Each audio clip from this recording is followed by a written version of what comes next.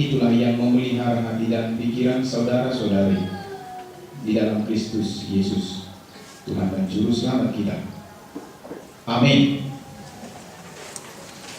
Jemaat yang dikasihi Tuhan kita Yesus Kristus, pada minggu ini kita akan disapa oleh firman Tuhan dan menjadi berita sukacita bagi kita dari Injil Matius pasal 7 ayat 15 sampai dengan ayatnya yang ke-23.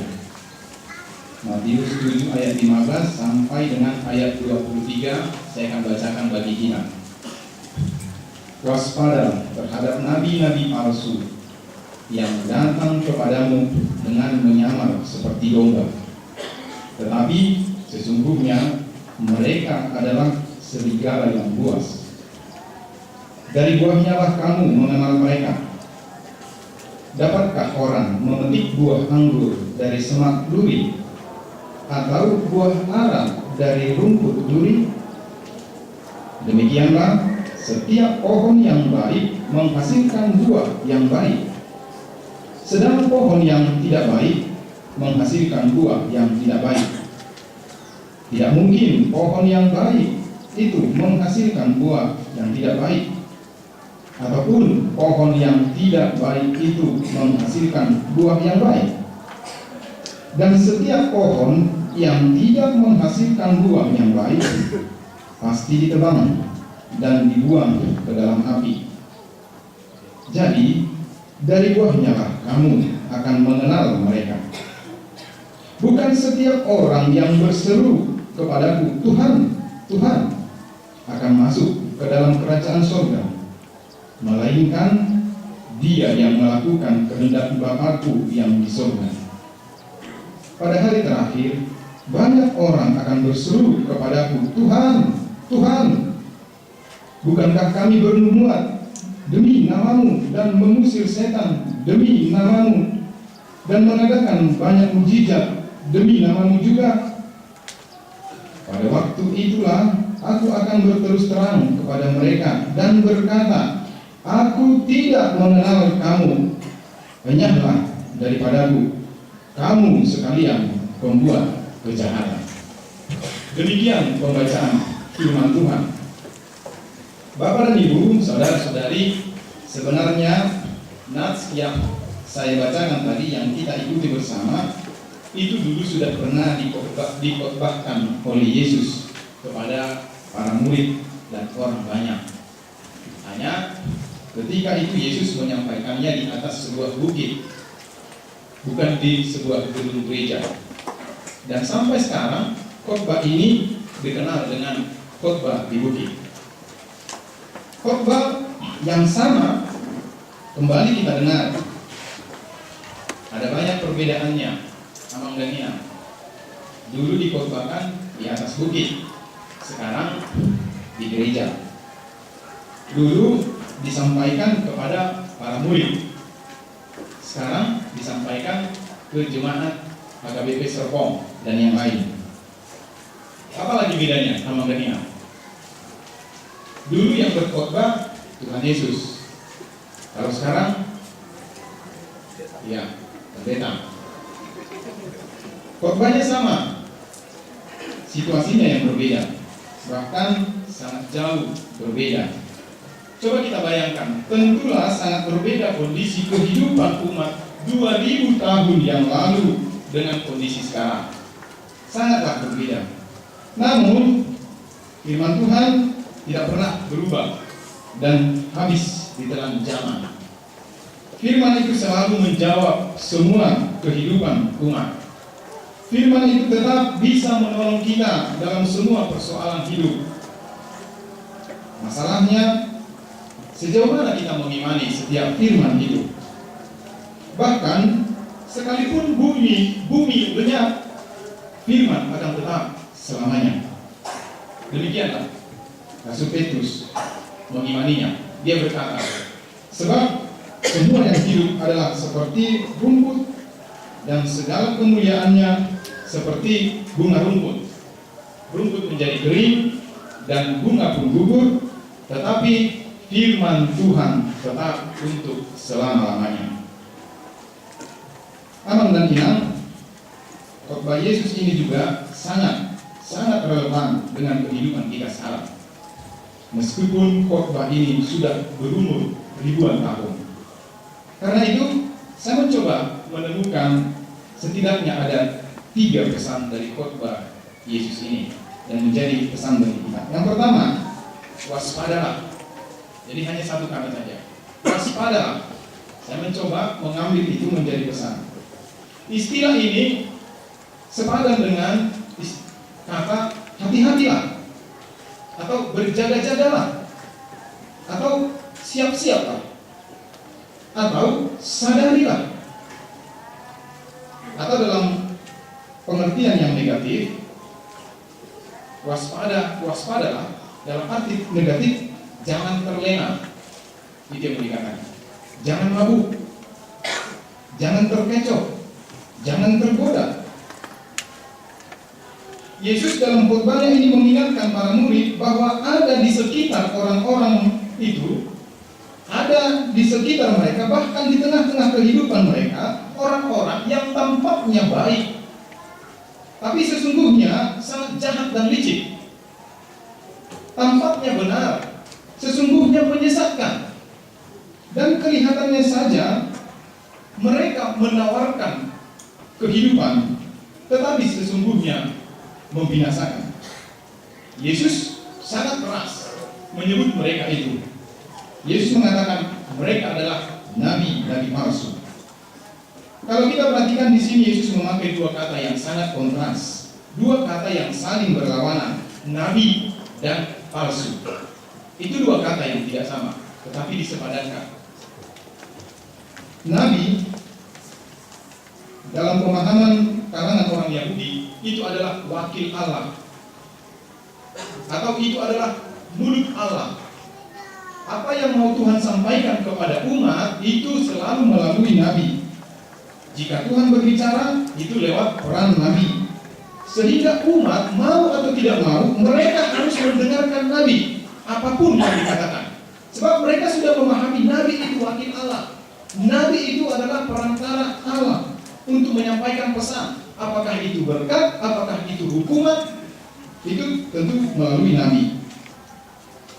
Dalam pengertian sekarang, ya kita pahami nabi itu adalah pemberita firman yang bisa melihat nubuat.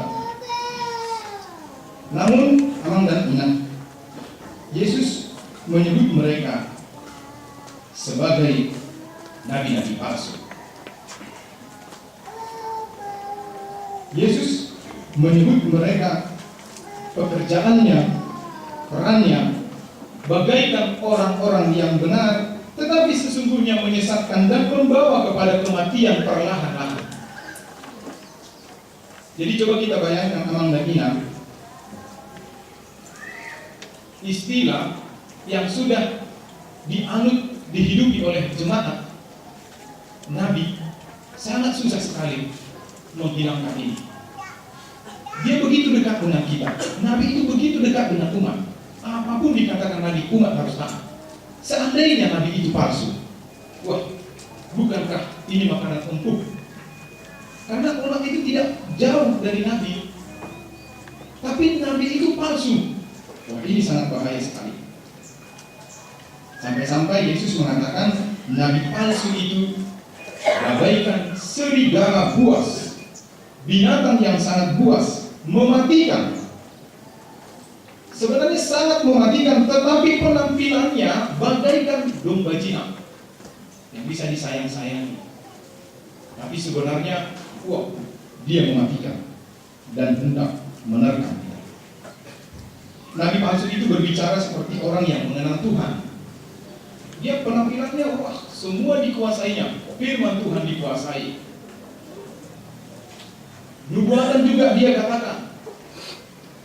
Siapa yang tidak tertarik sama dunia? Oleh sebab itu, hati-hati dengan yang enak-enak. Hati-hati dengan yang menggiurkan hati. Belum tentu itu asli. Nabi palsu itu berbicara bagaimana supaya orang, supaya umat itu tertarik kepada dia. penampilan mereka tidak berbeda dengan orang-orang yang beragama, bahkan hidup agamanya bisa sangat saleh sekali dari orang-orang yang biasa. Karena itu mereka sungguh sulit untuk dikenali. Disangka teman, rupanya musuh.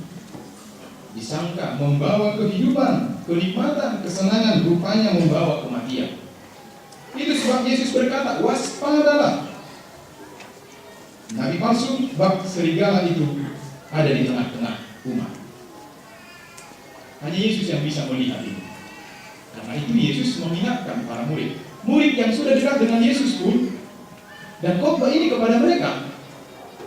Pertama sekali khotbah ini kepada murid-murid Yesus. Harusnya kan kita mengatakan, waduh, murid Yesus kan tentunya sudah bisa dong menguasai dirinya, mengenal mana nabi-nabi palsu. Justru Yesus mengatakan kepada para murid, waspada, ada nabi-nabi palsu, ada pengajar-pengajar sesat yang persis sama seperti nabi, hampir tidak ada bedanya, bahkan bisa lebih lembut. Amang dan Inang, sejak zaman perjanjian lama sudah ada nabi-nabi palsu sampai sekarang. Coba kita mengingat-ingat Amang dan Inang, pada tahun 1993 yang bernama David Koresh itu dengan ajaran sesatnya istri spiritual. Jadi ada istri-istri spiritual. Kemudian David Moses, Children of God, dengan sekte Family Love. Ini juga ajaran sesat. Ini di zaman sekarang, zaman modern. Jim Jones yang memaksakan pengikutnya melakukan bunuh diri massal dengan janji-janji yang sangat menggiurkan. Kita akan bertemu dengan Tuhan kalau bunuh diri massal. Kemudian yang baru-baru ini Mengapi S, ya, dengan sekte hari kiamat. Sekarang juga ada ajaran-ajaran yang sesat yang dekat dengan kehidupan kita Amang dan Inang. Mengatakan baptisan HKBP itu sesat, tidak sah, karena hanya dipercikkan, tidak semuanya tubuhnya dibasahi. Atau dikatakan, wah, baptisan HKBP itu tidak sah, karena anak-anak kecil tidak mengerti, harus baptisan orang dewasa. Karena itu ada banyak jemaat yang disesatkan, akhirnya dibaptis ulang. Itu sesat. Karena baptisan itu ekstra sekali untuk selama-lamanya, seumur hidup. Ada aliran yang anti adat, sehingga dilarang pakai ulos karena mengandung roh-roh jahat. Ada juga yang mengajarkan teologi sukses. Asal percaya Yesus, segalanya akan sukses. Lepas dari masalah, lepas dari penyakit, nah itulah sukses. Akibat pemahaman ini, ada banyak orang yang frustrasi, merasa tidak diberkati karena hidupnya miskin, merasa tidak diberkati karena dia sakit dan susah. Ini kan membuat orang jadi frustrasi. Orang yang miskin akan mengatakan, ya sudahlah, kami tidak diberkati. Dan ada juga ajaran yang mengatakan, bila sakit, cukup berdoa saja di rumah, tidak perlu berobat, tidak perlu ke rumah sakit. Ini juga sesat. Amang dan Inang, jika kita perhatikan semua ajaran ini kelihatannya baik dan menarik. Kemudian terakhir ini ada ajaran agama Parmali. Dalam ritus dan seremonialnya kelihatannya mereka sangat taat bertuhan menurut mereka. Kemudian sangat kompak dalam kehidupan, solid. Hal ini juga bisa menggoda hati umat jemaat. Di zaman sekarang banyak hal-hal yang memikat hati dan menawarkan kesenangan dan kenikmatan. Narkoba bagi sebagian pemuda itu menjadi barang yang nikmat dan menyenangkan bagi sebagian orang, khususnya para pemuda.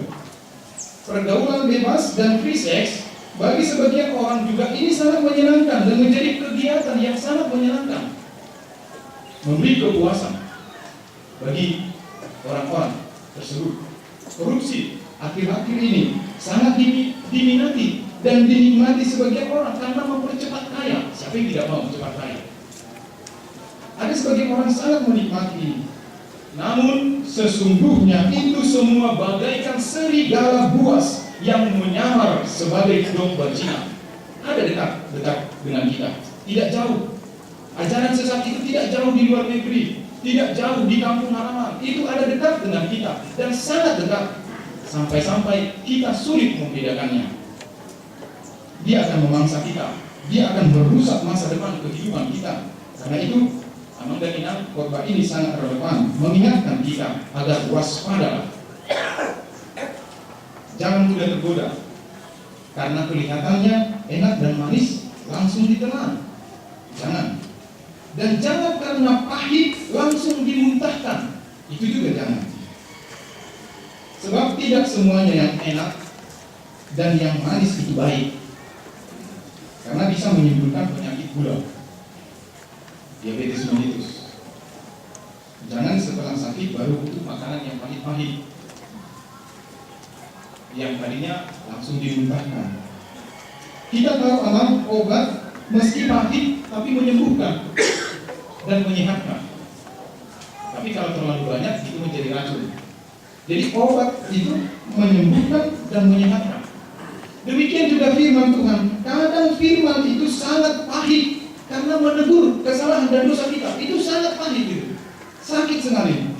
Kemudian kita marah, kemudian kita tersinggung, kemudian kita meninggalkan firman itu, meninggalkan gereja, meninggalkan pengajaran yang benar, karena kita merasa firman itu menyinggung, pahit, sakit sekali. Padahal Tuhan mau memperbaiki hidup kita agar jangan binasa, tapi selamat.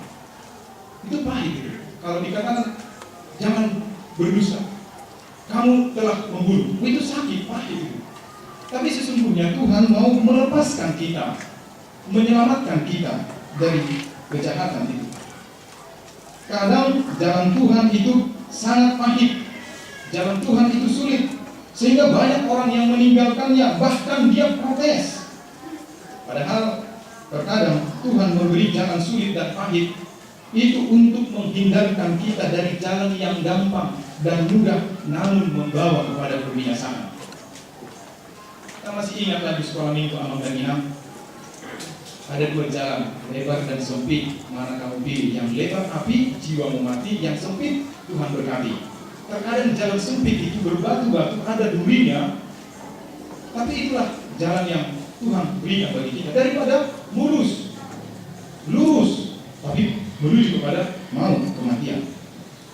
Sebaliknya, ada tawaran manis dunia, langsung diubat, langsung ditelan, bulat-bulat, tanpa cek dan dicek.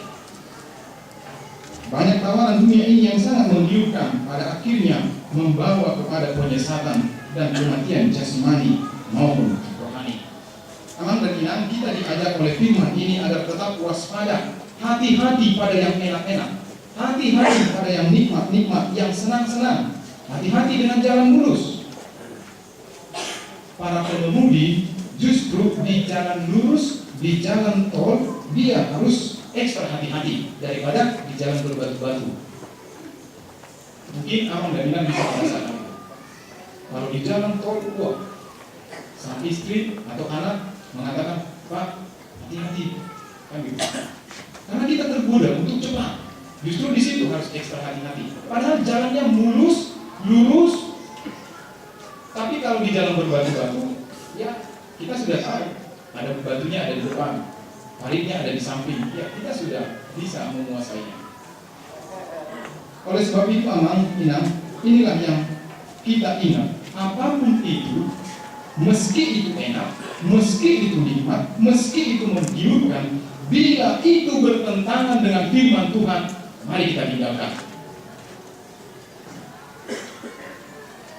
Namun tidak perlu khawatir juga, sebab Allah juga mengajarkan, membekali kita dengan kemampuan mengenal mana yang palsu, mana yang asli. Yesus berkata, perhatikan buahnya. Itu yang dikatakan oleh Yesus. Jadi Yesus mengatakan waspadalah, tapi Yesus juga memberi jalan keluar.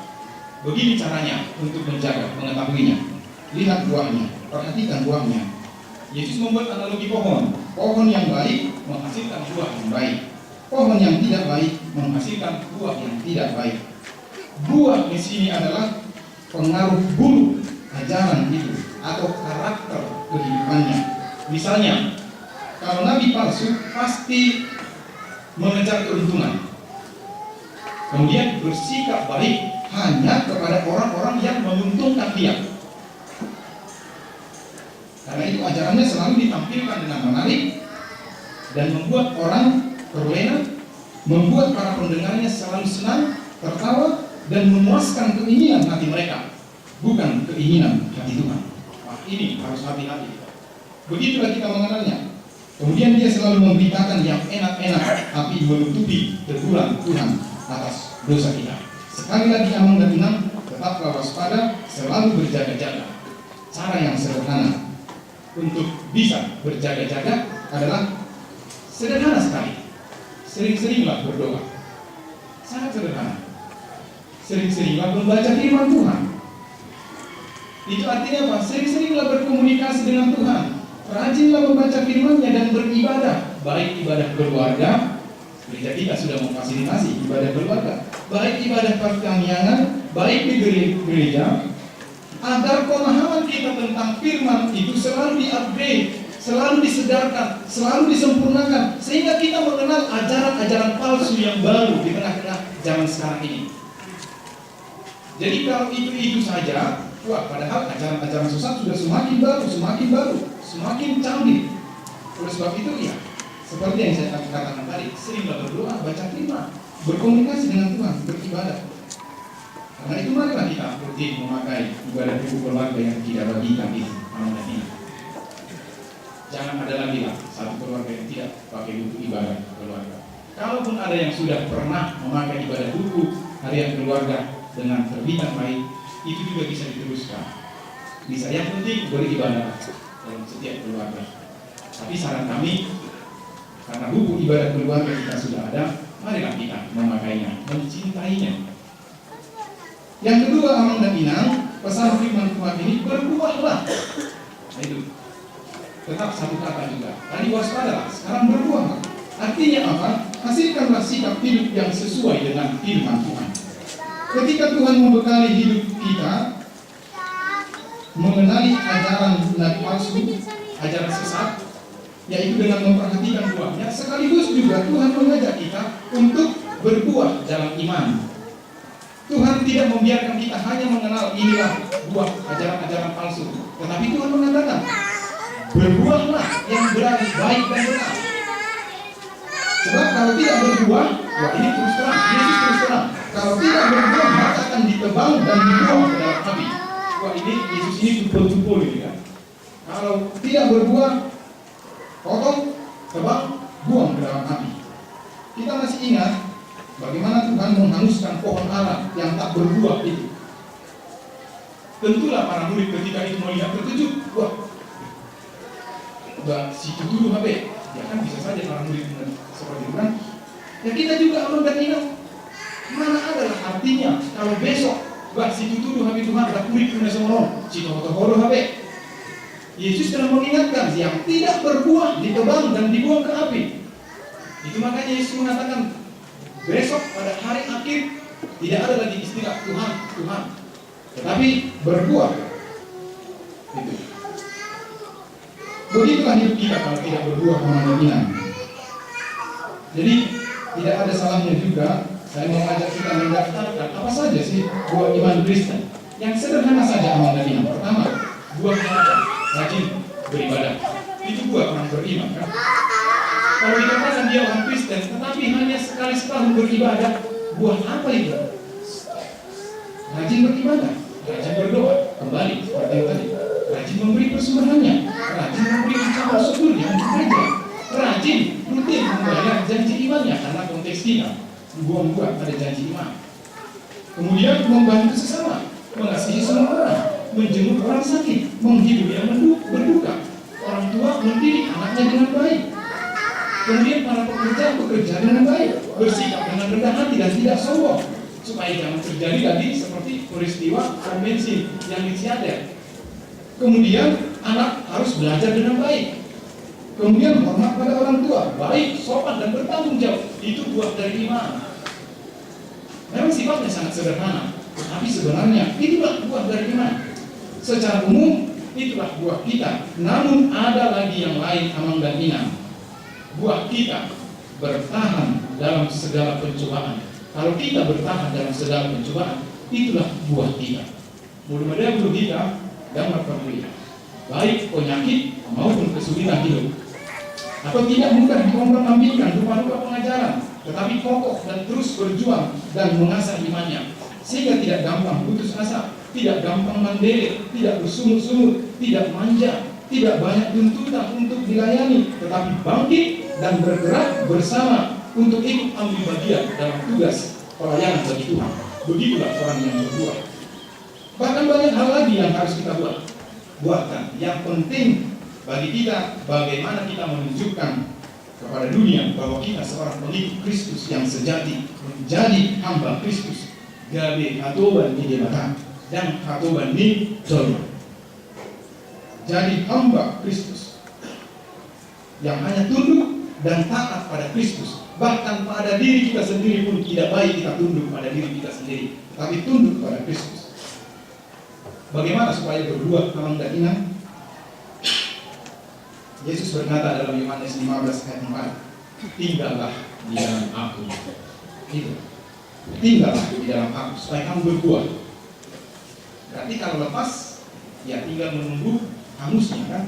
Sama seperti pohon ranting yang sudah ditebang jatuh, ya tinggal menunggu hari nanti datang mencari kayu akan dibawa untuk dibakar. Hanya orang yang konsisten percaya dan setia pada Kristus yang dapat berbuah dalam hidupnya, yang tetap tinggal di dalam Kristus. Yang terakhir, Amang dan Inang, pesannya yang ketiga, lakukanlah kehendak Bapa. Yesus melihat di sekitar ketika itu ada orang banyak sekali orang yang hidupnya kudus, rajin beribadah, rajin memuji, rajin berdoa, namun tidak ada perbuatan kasihnya. Itulah yang terjadi ketika pada zaman para murid dan Yesus. Bahkan orang Farisi dan ahli Taurat sangat sering sekali berkhotbah, mengajar dan memberi nasihat dan memanggil-manggil nama Tuhan dengan kuat-kuat, menyebut-nyebut nama Tuhan. Namun Yesus tidak melihat sebuah tindakan aktif memuliakan Allah. Yesus memberi sebuah iklan surgawi. Ya, kita katakanlah dulu iklan surgawi.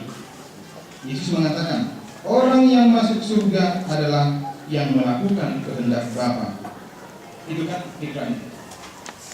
Bukan orang-orang yang memanggil Tuhan besok masuk ke dalam kerajaan surga, tetapi yang melakukan kehendak Bapa. Itu iklannya. Jadi sebenarnya tidak ada lagi penyesalan bagi kita. Jauh sebelumnya Tuhan sudah katakan, yang masuk surga yang melakukan kehendak Bapa. Yesus tidak pernah mengatakan yang memanggil namaku itu besok masuk surga. Tidak. Jelas sekali. Yang masuk surga orang yang bertindak melakukan apa yang Bapa kehendaki. Lewat iklan surgawi ini sesungguhnya sangat membantu kita mengingat untuk mendapatkan tempat di surga. Jadi jangan risih dulu kita berbicara surga meskipun kita di dunia ini. Di dunia ini untuk mendapatkan lahan, mendirikan rumah harus bayar sekian juta, ratusan juta malah. Itu pun sifatnya sementara. Yesus menawarkan tempat di surga tanpa bayaran, cukup melakukan kehendak Bapa di surga. Sangat logis sebenarnya Amang dan Inang. Sangat logis sekali apa yang diucapkan oleh Yesus ini. Bila ingin mendapatkan tempat di surga, sembah dan lakukanlah kehendak pemilik surga itu. Sangat logis sekali. Mau dapat surga? Ya, lakukanlah apa yang dikatakan oleh pemilik surga itu. Kamu akan mendapatkan surga itu. Namun bila kita menyembah dan tunduk pada dunia ini dan kuasa yang ada di dalamnya, maka dunia inilah rumah kita yang sifatnya sementara, bahkan menuju kepada kebinasaan. Dalam pembacaan epistel kita tadi, Yesus berkata, makananku ialah kehendak Dia yang mengutus aku dan menyelesaikan pekerjaannya. Bukan saja kita, Yesus juga melakukan kehendak Bapa di surga. Melakukan kehendak Bapa di surga itu bahkan kalau Yesus membuat itu makanan sehari-harinya. Artinya apa? Yesus melakukan kehendak Bapa itu adalah hal yang pokok dan sangat mendasar sekali dalam hidupnya. Sama halnya, makanan itu Amang Inang adalah makanan pokok bagi kita. Dan oleh sebab itu tidak mungkin kita melewatkan hari tanpa makan. minimal snack atau makanan kecil. Bila tidak makan, maka kita akan lemas, tidak berdaya, tidak berkekuatan, akhirnya mati. Melakukan kehendak Bapa bukan saja menjadi hal yang sangat pokok dan mendasar dan prioritas dalam hidup kita, namun juga memberikan kekuatan, memberikan daya berjuang untuk hidup, bahkan memberi kehidupan kekal bagi kita. Melakukan kehendak Bapa tidak hanya saat-saat tertentu saja, tetapi sama seperti makan. Kita makan setiap hari, bahkan ada yang 3 kali sehari. Artinya amang latina, apabila melakukan kehendak Bapa itu menjadi makanan kita, maka kita harus terus menerus, harus konsisten melakukannya. Tidak saat-saat tertentu, tidak akan lewat satu hari bila tidak melakukan kehendak Bapa. Maka kita harus merasa sedih dan berhutang kepada Allah bila kita melewatkan satu hari tidak melakukan kehendak Bapa. Bersama-sama dan aktif melakukan kehendak Tuhan. Aman dan Inang bersama-sama dan aktif mengupayakan percepatan pembangunan gereja, pembangunan rumah Tuhan. Itu adalah melakukan kehendak sang pemilik gereja itu. Karena itu marilah dengan senang hati dan mau berkorban semampu kita, asal saja kita mau, Tuhan akan membantu kita. Sebab ada banyak jalan Tuhan untuk memberkati kita. Mungkin kita akan berpikir, kartu janji iman sudah selesai, sudah habis. Kok harus dilanjutkan lagi? Ya mungkin ini menjadi beban bagi kita mengenai. Kita tahu, panitia pahala juga paham itu. Tetapi lewat firman Tuhan ini ternyata melakukan kehendak Tuhan harus terus menerus. Karena belum selesai. Tuhan mengatakan makananmu adalah melakukan kehendak Bapa dan menyelesaikan pekerjaannya. Nah inilah pekerjaan kita, belum selesai. Berarti masih terus menerus. Marilah kita berikan sedikit demi sedikit kemenangan. Dan juga secara simultan, meskipun kita membangun, kita juga tetap memperhatikan saudara-saudara kita yang sangat membutuhkan. Puji syukur gereja kita melalui Pak Malaro akan menghidupkan kembali kotak persembahan kasih Odi Panasia. Mari kita berikan 1.000 yang boleh kita berikan 1.000, tapi marilah jangan kita tinggalkan gereja ini tanpa harus memberi rasa kasih kita. Atau ketika masuk, ketika mau pulang, semua itu untuk pembangunan gereja secara rohani. Saudara-saudara kita, amin dan iman. Amin. Kita berdoa. Terima kasih Tuhan, terpujilah Engkau. Engkau masih memberikan firman kehidupan bagi kami, menguatkan kami agar kami waspada, agar kami berbuat dan kami melakukan kehendak Tuhan sepanjang kehidupan kami. Tuhan Bapa di surga, mampukan kami dengan kuasa Roh Kudus-Mu, karena kami lemah. Tetapi kalau kami tinggal dan diam di dalam Tuhan, maka kami akan berbuat. Inilah doa kami, dengarlah Tuhan. Dalam Kristus kami berdoa. Amin.